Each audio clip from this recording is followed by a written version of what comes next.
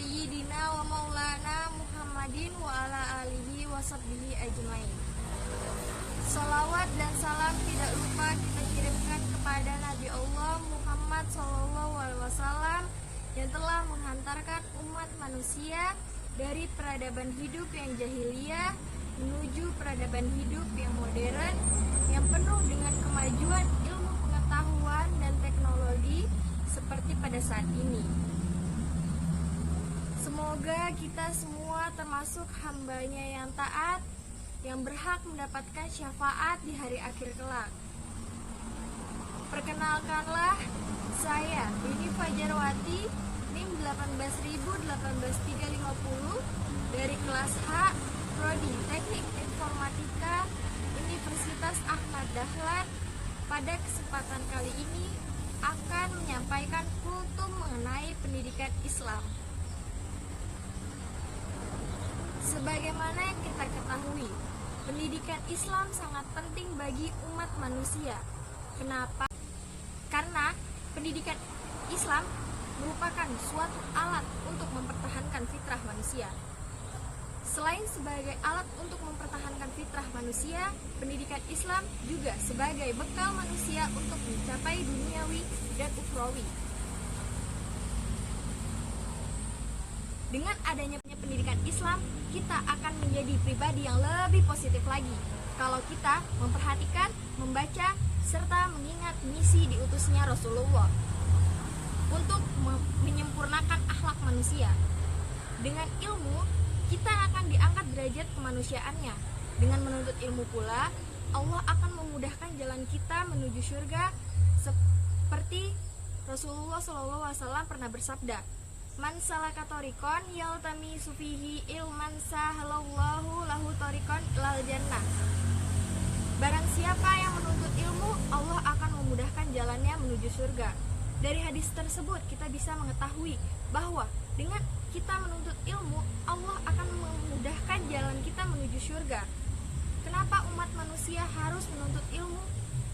Terlebih umat Islam, agar kita tidak dibodohi, dibohongi, serta kita mempunyai pegangan untuk hidup ini. Sebagai umat muslim, kita harusnya belajar dengan sungguh-sungguh ilmu pengetahuan dan ilmu pendidikan sesuai dengan dasar-dasar pendidikan Islam. Umat Islam, agama merupakan fondasi dasar untuk pendidikan agama karena agama mengatur aspek-aspek kehidupan secara universal, baik bersifat ubudiyah maupun muamalah. Apa sih ubudiyah itu? Ubudiyah itu yang mengatur tentang hubungan antara manusia dengan Tuhannya, seperti sholat, puasa, dan membaca Al-Quran. Sedangkan muamalah adalah hubungan antara manusia dengan sesamanya, seperti organisasi dan kehidupan bersosial lainnya. Adapun dasar-dasar pendidikan Islam, yaitu Al-Quran dan As-Sunnah.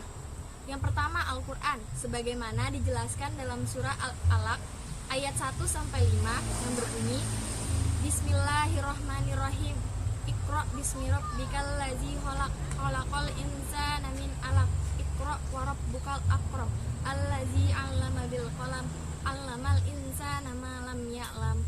Artinya, bacalah dengan menyebut nama Tuhanmu yang menciptakan. Dia yang telah menciptakan manusia dari segumpal darah.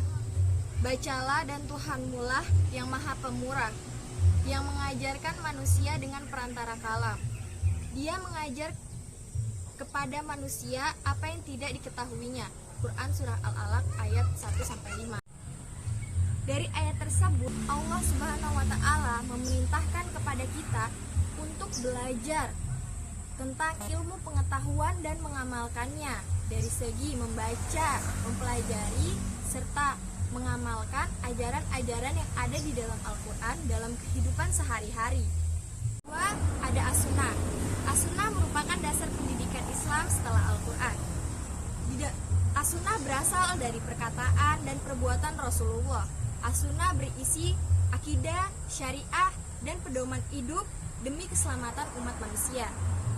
Adapun tujuan pendidikan Islam, katakan pemimpin-pemimpin yang bersifat amal ma'ruf nahi mungkar, sebagaimana telah dijelaskan dalam surah Al-Baqarah ayat 30 yang artinya, ingatlah ketika Tuhanmu berfirman kepada malaikat, sesungguhnya aku hendak menjadikan seorang khalifah di bumi. Quran surah Al-Baqarah ayat 30. Tujuan pendidikan Islam sebagai peranan hamba Allah adalah: 1. Bertakwa kepada Allah Subhanahu wa taala dengan beribadah seperti sholat, ngaji, puasa, dan lain sebagainya. Yang kedua, menjadikan subjek peserta didik menjadi khalifatul fil ard. 3. Memperoleh kesejahteraan dan kebahagiaan baik di dunia maupun di akhirat. Demikian kultum yang dapat saya sampaikan pada kesempatan kali ini. Semoga bermanfaat bagi kita semua dan kita dapat mengamalkannya dalam kehidupan sehari-hari. Kurang dan lebihnya saya mohon maaf, karena kebenaran datangnya dari Allah Subhanahu wa taala dan kesalahan datangnya dari saya pribadi sebagai manusia yang tak luput dari salah, khilaf, dan dosa. Akhirul kalam, subhanakallahumma wa bihamdika asyhadu alla ilaha illa anta astaghfiruka wa atubu ilaik. Wassalamualaikum warahmatullahi wabarakatuh.